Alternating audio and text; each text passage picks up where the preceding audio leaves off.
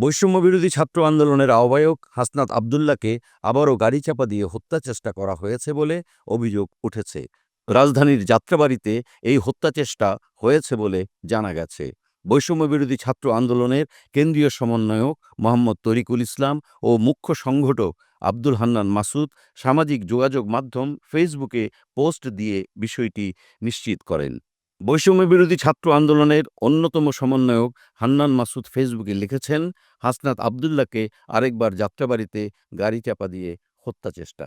আরেক পোস্টে তরিকুল ইসলাম লিখেন, হাসনাত আবদুল্লাহকে যাত্রাবাড়ীতে আবারও গাড়ি চাপা দিয়ে হত্যা চেষ্টা। এদিকে এই ঘটনা নিয়ে সামাজিক যোগাযোগ মাধ্যম ফেসবুকে পোস্ট দিয়েছেন জুলাই শহীদ স্মৃতি ফাউন্ডেশনের সাধারণ সম্পাদক সার্জিস আলম। তিনি লিখেছেন, চট্টগ্রাম থেকে গতকাল রাতেই অন্য গাড়িতে করে ঢাকা ব্যাক করলাম। পথে হাসনাতকে কুমিল্লার বাসায় নামিয়ে দিয়ে আসলাম। এখন শুনছি সকালে কুমিল্লা থেকে ঢাকা আসার পথে হাসনাতের গাড়িতে পেছন থেকে আবার অন্য গাড়ি দিয়ে চাপা দেওয়ার চেষ্টা করা হয়েছে। এসব ষড়যন্ত্র আর কত? কয়জন হাসনাত মারবেন? এমন প্রশ্ন তুলে সার্জিস লিখেন, মনে নাই সেই অভ্যুত্থানের দিনগুলোর কথা?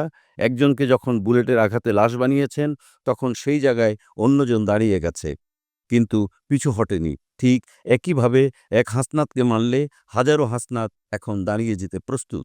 এই নতুন বাংলাদেশের চলার পথকে অবরুদ্ধ করার দুঃসাহস দেখাবেন না। এই তরুণ প্রজন্ম মাথা নোয়াবার নয়, আমরা মরতে শিখে গিয়েছি।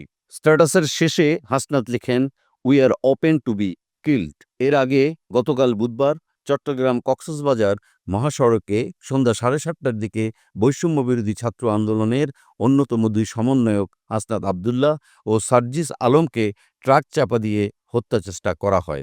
আন্দোলনের কেন্দ্রীয় সমন্বয়ক মোহাম্মদ তরিকুল ইসলাম এই তথ্য নিশ্চিত করেন।